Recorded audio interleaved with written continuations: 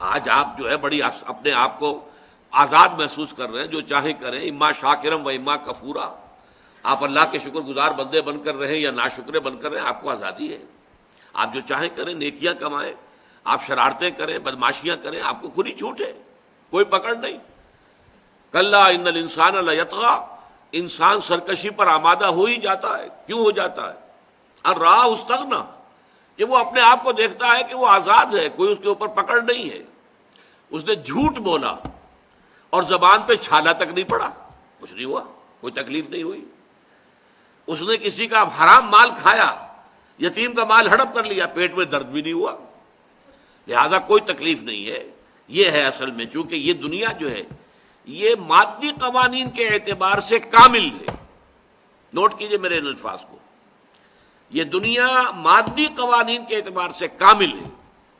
سنکھیا آپ نے کھایا، آپ مر جائیں گے، چاہے بھول کے کھایا، چاہے جان کے کھایا، کیسے بھی کھایا، اس کا نتیجہ لازماً نکلے گا، مریں گے.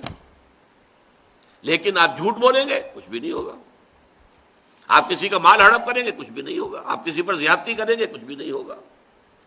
اس حوالے سے اس کا واپس آنے کا جو پروسیس ہے کہ اس کے نتائج آنے ہیں. ان الی ربک الرجعی، تمہیں اپنے رب کی طرف لوٹ کر جانا ہے، اور پھر وہاں تم لوٹ کر جاؤ گے اپنے رب کے پاس، اور تمہارے اعمال کے نتائج لوٹ کر آئیں گے تمہارے سامنے.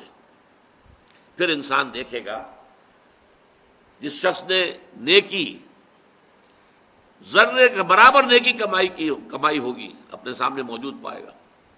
مثقال ذرۃ خیرا یرہ ومن یعمل مثقال ذرۃ شرا یرہ.